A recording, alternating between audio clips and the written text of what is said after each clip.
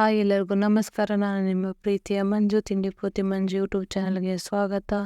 ನಾನಿವತ್ತು ಡಿಫ್ರೆಂಟಾಗಿ ಹಾಗಲಕಾಯಿ ಪಲ್ಯ ಹೇಗೆ ಮಾಡೋದು ಅಂತ ಈ ವಿಡಿಯೋದಲ್ಲಿ ತಿಳಿಸ್ಕೊಡ್ತಾ ಇದ್ದೀನಿ. ಏನಪ್ಪ ಡಿಫ್ರೆಂಟು ಅಂದರೆ ಗನ್ ಪೌಡ್ರ್ ಹಾಕ್ಬಿಟ್ಟು ಹಾಗಲಕಾಯಿ ಪಲ್ಯ ಮಾಡ್ತಾಯಿದ್ದೀನಿ. ತುಂಬ ಚೆನ್ನಾಗಿರತ್ತೆ. ಬನ್ನಿ ವಿಡಿಯೋ ಸ್ಟಾರ್ಟ್ ಮಾಡೋಣ. ನಾನು ಒಂದು 3 ಹಾಗಲಕಾಯಿ ತೊಗೊಳ್ತಾ ಇದ್ದೀನಿ.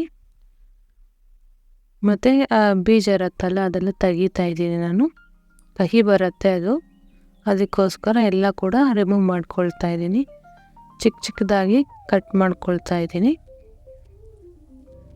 ಮತ್ತು ಈ ಹಾಗಲಕಾಯಿ ಪಲ್ಯಕ್ಕೆ ನಾನು ಬೆಲ್ಲ ಹಾಕ್ತಾಯಿಲ್ಲ, ಹಾಗೆ ಮಾಡ್ತಾಯಿದ್ದೀನಿ. ಹಾಗೆ ರೋಸ್ಟ್ ಮಾಡಿ ಹಾಕ್ತೀನಿ. ಅದಕ್ಕೋಸ್ಕರ ಬೆಲ್ಲ ಅವಶ್ಯಕತೆ ಏನಿಲ್ಲ. ನಿಮ್ಗೆ ಸ್ವಲ್ಪ ಕಹಿ ಜಾಸ್ತಿ ಬಂತು ಅಂತ ಅನಿಸಿದ್ರೆ ಸ್ವಲ್ಪ ಬೆಲ್ಲ ಹಾಕ್ಕೊಳ್ಳಿ. ಒಂದು ಬೌಲಲ್ಲಿ ಎಲ್ಲ ಹಾಗಲಕಾಯಿ ಕಟ್ ಮಾಡಿದೆಲ್ಲ ಶಿಫ್ಟ್ ಮಾಡಿಕೊಂಡು ಸ್ವಲ್ಪ ಉಪ್ಪು ಹಾಕ್ಕೊಳ್ತಾ ಇದ್ದೀನಿ. ಉಪ್ಪು ಹಾಕ್ಕೊಂಡು ಒಂದು ಸತಿ ಕೈ ಆಡಿಸ್ಬಿಟ್ಟು ಅದನ್ನು ಸೈಡಿಗೆ ಇಟ್ಬಿಡಿ. ಒಂದು 5 ನಿಮಿಷ ಅದು ನೆನೆಯಲಿ. ಈಗ ನಾನು ಒಂದು ಈರುಳ್ಳಿ ತೊಗೊಂಡಿದ್ದೀನಿ, 5 ಮೆಣಸಿನ್ಕಾಯಿ ತೊಗೊಂಡಿದ್ದೀನಿ. ಅದು ಕೂಡ ಚಿಕ್ಕ ಚಿಕ್ಕದಾಗಿ ಕಟ್ ಮಾಡ್ಕೊಳ್ತಾ ಇದ್ದೀನಿ. ಮಕ್ಕಳು ಕೂಡ ಇಷ್ಟಪಟ್ಟು ತಿಂತಾರೆ ಹಾಗಲಕಾಯಿ ಪಲ್ಯನ. ಒಂದು ಬೆಳ್ಳುಳ್ಳಿ ತೊಗೊಂಡಿದ್ದೀನಿ, ಅದು ಕೂಡ ಚಿಕ್ಕ ಚಿಕ್ಕದಾಗಿ ಕಟ್ ಮಾಡ್ಕೊಳ್ಳಿ. ಒಂದು ಟೊಮೊಟೊ ಹಣ್ಣು ತೊಗೊಂಡಿದ್ದೀನಿ, ಅದು ಕೂಡ ಕಟ್ ಮಾಡ್ಕೊಳ್ಳಿ. ತಿಂಗಳಿಗೆ 1-2-3 ಸತಿ ಆದರೂ ಹಾಗಲಕಾಯಿನ ತಿನ್ನಬೇಕು, ಒಳ್ಳೆಯದು ಹೆಲ್ತಿಗೆ. ಸೊ ಒಂದು ಬಾಣಲಿಯಲ್ಲಿ ಎಲ್ಲ ಹಾಗಲಕಾಯಿ ಕಟ್ ಮಾಡಿರೋದೆಲ್ಲ ಹಾಕಿ ಒಂದು ಸತಿ ಫ್ರೈ ಮಾಡ್ಕೊಳ್ಳಿ. ಚೆನ್ನಾಗಿ ಒಂದು ಸ್ವಲ್ಪ ಎಣ್ಣೆ ಹಾಕ್ಕೊಳ್ಳಿ. ಅದನ್ನು ಕೂಡ ಚೆನ್ನಾಗಿ ಬಾಡಿಸ್ಕೋಬೇಡಿ. ಏನಕ್ಕೆ ಅಂದರೆ ಹಾಗೆ ರೋಸ್ಟ್ ಮಾಡ್ತಾ ಇರೋದಂದರೆ ಸ್ವಲ್ಪ ಕಹಿ ಅಂಶ ಎಲ್ಲ ಹೋಗಲಿ ಅಂತ. ಮತ್ತು ಅದೇ ಪ್ಯಾನಿಗೆ ಸ್ವಲ್ಪ ಎಣ್ಣೆ ಹಾಕ್ಕೊಂಡು ಸಾಸಿವೆ, ಜೀರಿಗೆ ಮತ್ತು ಕರಿಬೇವು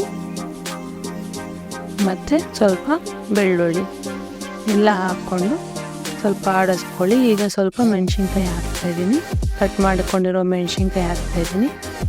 ಮತ್ತು ಈರುಳ್ಳಿ ಇದೆಲ್ಲ ಕೂಡ ಒಂದು ಸತಿ ಫ್ರೈ ಮಾಡ್ಕೊಳ್ಳಿ ನೀಟಾಗಿ.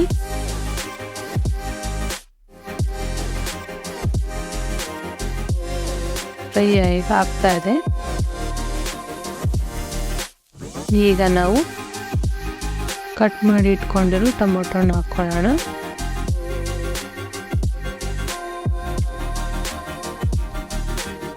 ಇದು ಕೂಡ ಚೆನ್ನಾಗಿ ಫ್ರೈ ಆಗಲಿ. ಸ್ವಲ್ಪ ಉಪ್ಪು ಹಾಕ್ಕೊಳ್ತಾ ಇದ್ದೀನಿ ಮತ್ತು ಸ್ವಲ್ಪ ಅರಿಶಿನ ಪುಡಿ ಹಾಕ್ಕೊಳ್ತಾ ಇದ್ದೀನಿ.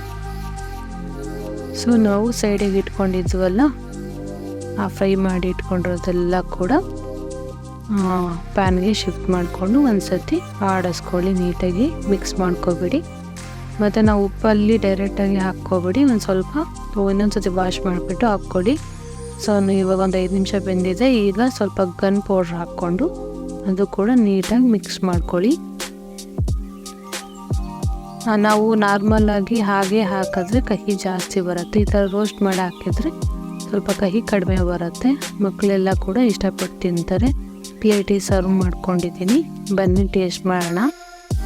ನೋಡಿ ಚೆನ್ನಾಗಿ ಬೆಂದಿದೆ. ನಾನೇನು ನೀರು ಕೂಡ ಹಾಕಿಲ್ಲ, ಹಾಗೆಯೇ ಬೇಯಿಸಿದ್ದೀನಿ. ಸೊ ಸೂಪರಾಗಿ ಬಂದಿದೆ. ಕಹಿ ಅಷ್ಟೊಂದು ಬಂದಿಲ್ಲ. ನೀವು ಕೂಡ ಮನೇಲಿ ಟ್ರೈ ಮಾಡಿ ಹೇಗೆ ಬಂತು ಅಂತ ಕಮೆಂಟ್ ಮಾಡಿ. Thank you.